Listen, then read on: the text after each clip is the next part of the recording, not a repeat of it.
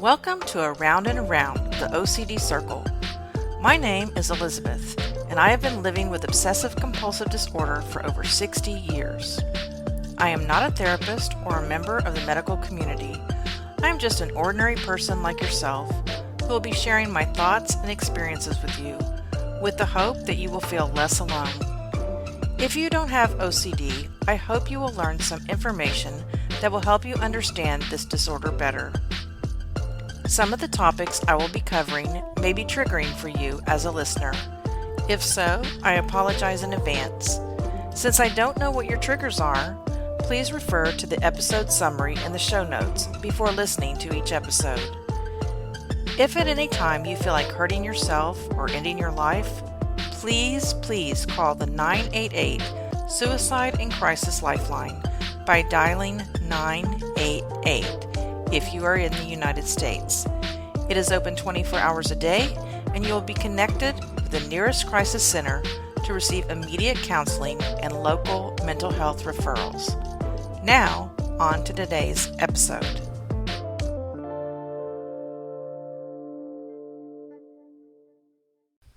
Hi everyone, welcome to another episode of Around and Around the OCD Circle.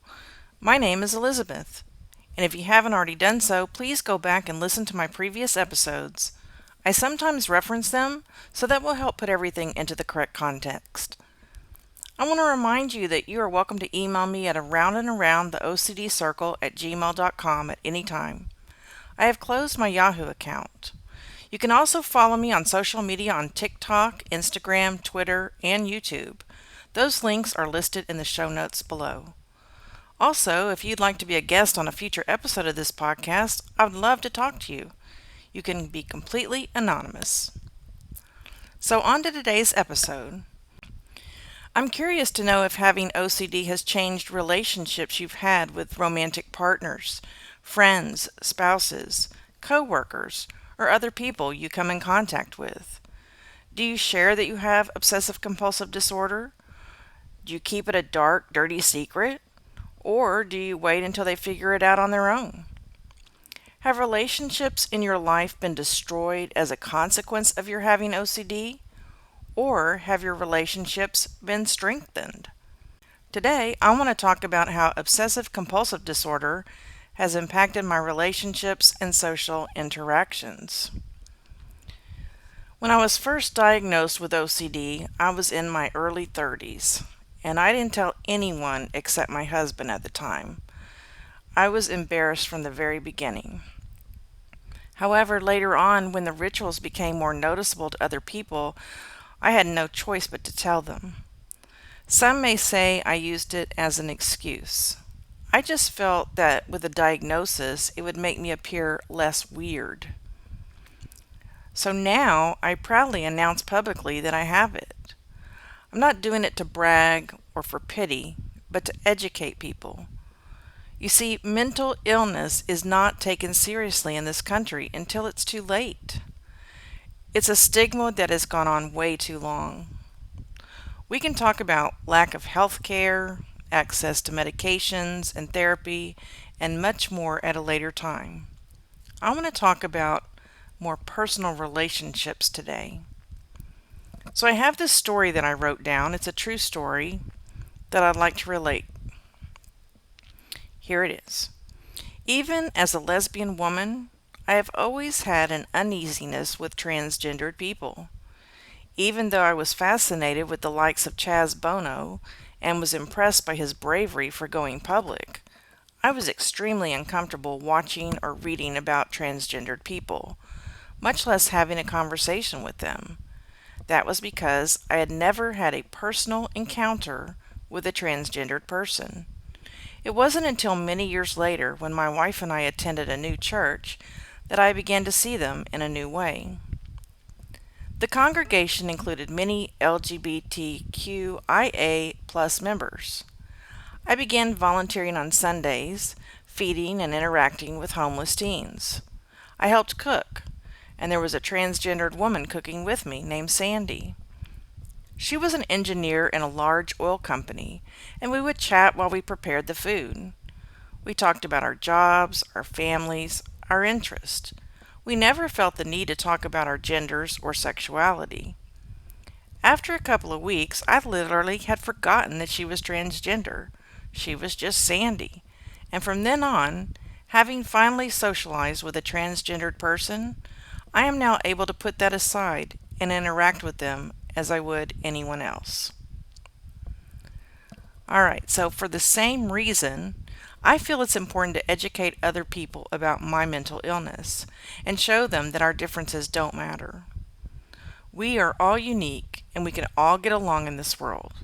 I mean, how incredibly boring would it be if there were no races, genders, special needs, mental illness, or even idiots? How could we possibly develop empathy if we're all the same? Having obsessive compulsive disorder, being gay, being right-handed, these are just a small percentage of what makes me Elizabeth. I want to be remembered as happy, kind, and successful. That's it. A friend once asked me to talk to her teenage son. He had OCD and he was really struggling. He had known me for years, and yet he never knew I had it. He knew I was a teacher, was happily married, and successful in life. She said it really woke him up when I told him that I had OCD, that he didn't have to worry about the future anymore, that OCD did not have to keep him from achieving anything he wanted to do. He could have a career, fall in love, get married, and have children.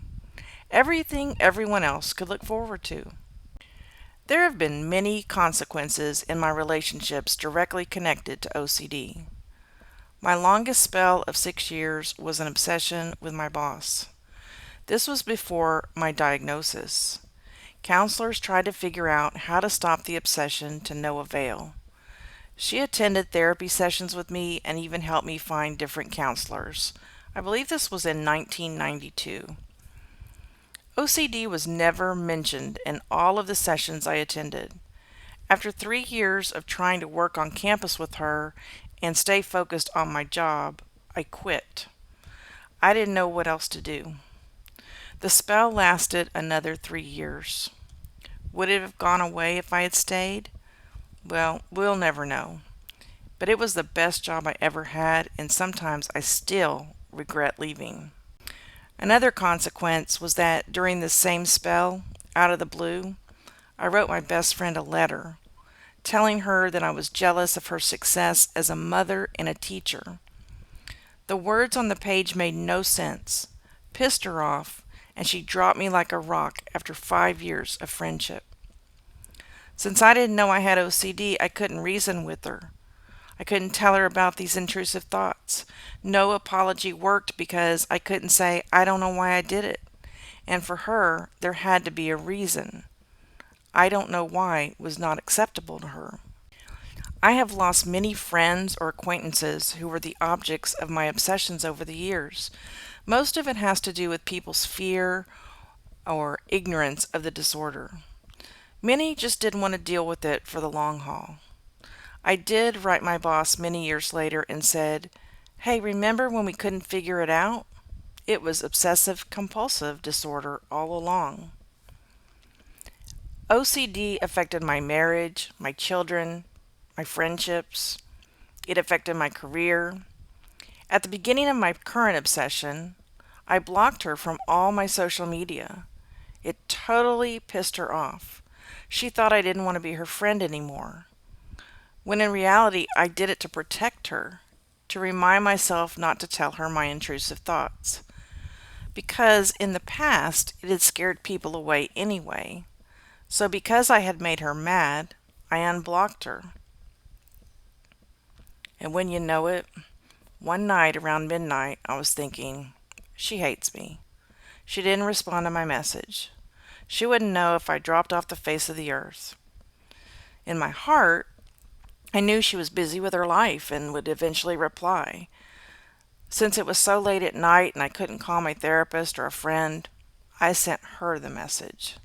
As soon as I hit send, I regretted it. That night I lost what might have developed into a great friendship.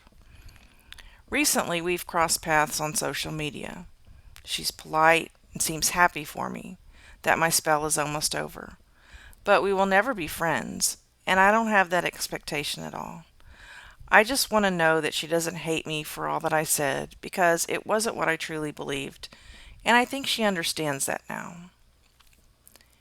One piece of advice I would give is don't use OCD as an excuse for your behavior. OCD is not necessarily curable in the sense that it can be completely eliminated, but it is treatable and can be managed. In the case of the woman I just mentioned, I didn't manage my intrusive thoughts very well. When I have them, writing them down in a journal for myself brings little to no relief. I have to say them out loud to someone, or in a letter or message. That is the purpose of this podcast. Someone has to hear my pain. I expect them to understand, when in fact all I'm doing is putting my burden on them, and that is not okay. If you're obsessed with someone, it's totally up to you whether or not you're going to tell them. But if you decide to mention it, try to educate them about the way your OCD manifests itself. Prepare them. Give them examples of previous obsessions you've had, how you've handled it well or badly, and how you plan to handle this one. Let them decide whether or not to stay in contact with you. If you don't like their decision, accept it anyway, because you don't want to hang on to a relationship with someone who is not willing to try. That's on them, not you. It doesn't make them bad.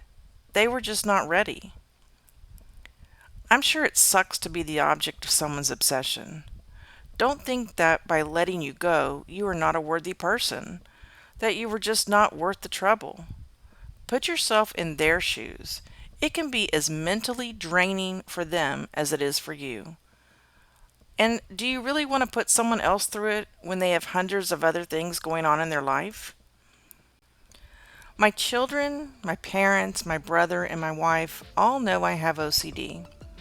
Once they knew, some of my previous behaviors made a whole lot of sense, and in some cases, it actually brought us closer together. But I try to keep my intrusive thoughts to myself, my therapist, and a few close friends, most of whom have some type of OCD themselves.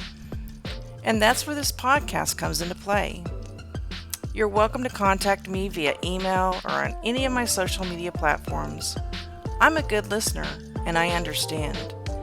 In the future, I plan to open a Facebook page where we can share thoughts and ideas in a safe place. Thanks for listening, and I hope you will join me again on Around and Around the OCD Circle. Until then, make it a great day.